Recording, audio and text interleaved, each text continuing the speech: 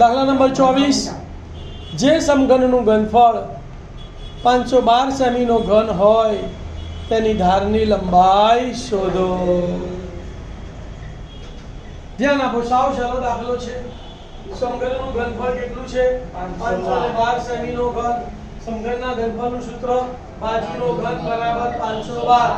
ઘન દૂર કરું તો સામેનાનું ઘનમૂળ, તો માટે બાજુ બરાબર ઘનમૂળમાં 512 એટલે 8 નો ઘન આપણને ખબર જ છે, તો માટે બાજુ બરાબર 8 સેન્ટીમીટર। પણ ખબર નથી તો 512 નો અવિભાજ્ય અવયવ પાડવાના 2 256 2 128 અને 2 64 64 એટલે 4 નો ઘન અને 2 દુ 4 નું 8 એટલે 2 નો ઘન, તો 2 નો ઘન અને 4 નો ઘન એટલે 2 ચોક 8 નો ઘન થઈ ગયો।